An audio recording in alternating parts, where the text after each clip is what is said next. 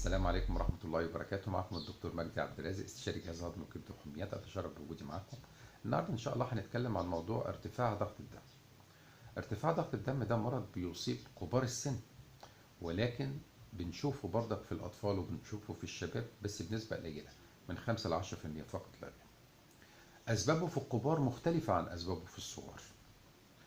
بالنسبة للكبار في معظم الأحوال ما بنلاقيش سبب معين، لكن بالنسبة للشباب لازم ندور ايه هو سبب ارتفاع ضغط الدم، لان ممكن يكون ليه علاج حاسم، ولو المريض اتشخص مظبوط هنحل المشكلة بتاعته. طيب بالنسبة للقلب، القلب ده عبارة عن مضخة بتضخ الدم في الشرايين اللي هي الأنابيب، والدم ده عبارة عن سائل محمل بغذاء وأكسجين عشان يوصل للأنسجة يغذيها. طب لو المضخة دي حصل لها ضعف، طبعا كده الكفاءة بتاعت الجسم بتاعتنا هتضعف. طب ولو الشرايين دي كانت ضيقة، مثلا فيها كوليسترول عالي ضيقها، برضك كده الكفاءة بتاعت الجسم بتاعنا هيقل، لأن الأنسجة مش هيوصل لها دم كافي. طيب بالنسبة لضغط الدم، ضغط الدم المثالي 120/80، لكن 130 85 ده طبيعي برضك. طب اعلى من 140/90 ده بنعتبره فعلا مريض ضغط، بداية من 140/90. طيب من 140 ل 160 ضغط انقباضي، ومن 100 من 90 ل 100 ضغط انبساطي. دي المرحلة الأولى، كده أنت دخلت في المرحلة الأولى من ارتفاع ضغط الدم. طيب ومن 160 ل 180 ضغط انقباضي، والضغط الانبساطي بتاعك من 100 ل 110، يبقى أنت كده في المرحلة الثانية. طيب من 180 فيما فوق، ومن فوق ال 110 انبساطي، يبقى انت كده دلوقتي عندك ارتفاع في الضغط في المرحله الثالثه. طيب بالنسبه زي ما اتفقنا، كل لما احنا اخرنا علاج الضغط كل لما تكون كوليسترول على الشرايين وضيقها اكتر، وكل لما كانت العضله بتاعه القلب تضعف اكتر، لانها هتلاقي مقاومه. لما الشرايين تبقى ضيقه، العضله بتاعه القلب اللي هو المضخه بتاعتنا بتلاقي مقاومه كده من الشرايين. احنا بنسمي الضغط ده القاتل الصامت. ليه؟ لان هو ملوش اعراض في معظم الاحوال.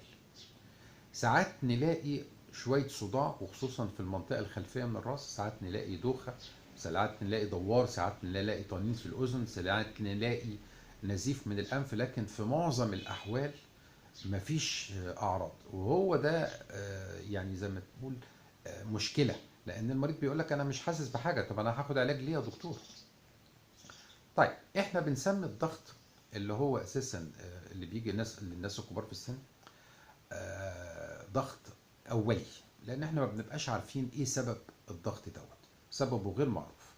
وبنسمي الضغط اللي بيجي للشباب عادة سبب يعني ليه سبب معين اسمه ضغط ثانوي، وده ليه اسباب بندور عليها وبنشخصها. طيب ايه هي الاسباب اللي بتخلي الشاب يكون عنده ضغط؟ يكون عنده مشكلة في الكلى، يكون عنده مشكلة في الغدد الصماء زي الغدة الدرقية مثلا. ساعات الغدة الدرقية دي تفرز هرمون أعلى من الطبيعي، تعمل ارتفاع في ضغط الدم. ساعات المريض ده أساسا بيبقى عنده برضك مشاكل في الغدة القذرية اللي فوق الكلى، في متلازمة اسمها كوشنج أو كونز ديزيز. الأمراض دي هي الخاصة بالغدة القذرية ساعات تعمل ارتفاع في ضغط الدم. ساعات المريض اللي هو ما بيقدرش يتنفس كويس وهو نايم، ده برضك بيحصل له ارتفاع في ضغط الدم. بعض الأدوية زي مثلا الأدوية بتاعت البرد والإنفلونزا زي الكونجستال والأكتيفيد والدي أندرينات والحاجات دي كلها بتعمل ارتفاع في ضغط الدم. الستات اللي بتاخد أقراص فيها هرمونات لمنع الحمل، برضك كل الحاجات دي كلها بتؤدي إلى ارتفاع ضغط الدم. طيب ايه هي العوامل اللي انا اقول عليها دي عوامل خطورة؟ العوامل الوراثية، يعني لو جدك او والدك او والدتك عندهم ارتفاع في الضغط، يبقى انت احتمال كبير هيبقى عندك ضغط. كل ما تقدمت في العمر احتمالية الضغط تبقى عالية. الذكور اكتر من الاناث في ارتفاع ضغط الدم. السمنة من ضمن العوامل الخطيرة اللي بتساعد على ارتفاع ضغط الدم. التدخين، الضغوط النفسية والتوتر. كل الحاجات دي بتساعد على ارتفاع ضغط الدم. طب لو انت عندك سكر، نفس الموضوع برضك، كده انت عندك احتمال يجيلك ضغط دم.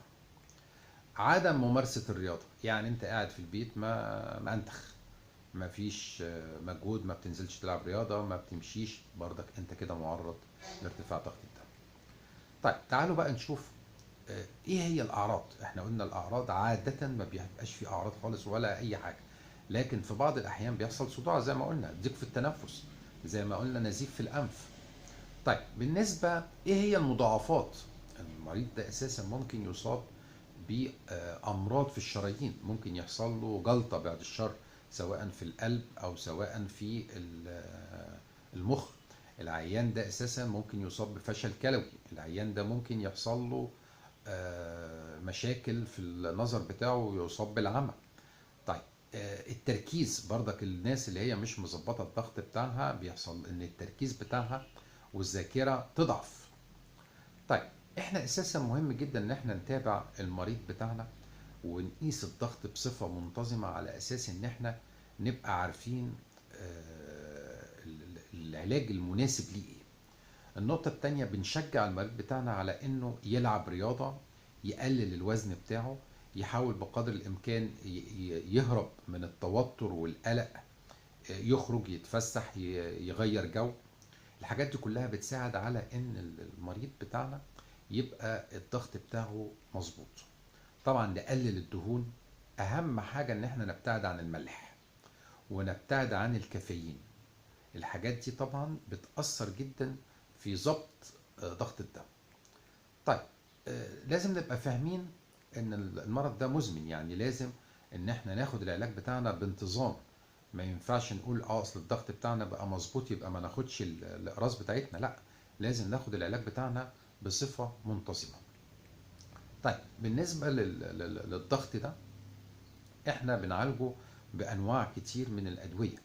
يعني مثلا في ناس بتاخد كابوتين، في ناس بتاخد جينورمين، في ناس بتاخد ايراستابيكس. ده الدكتور هو اللي بيحدد المريض ده مناسب ليه انهي دواء.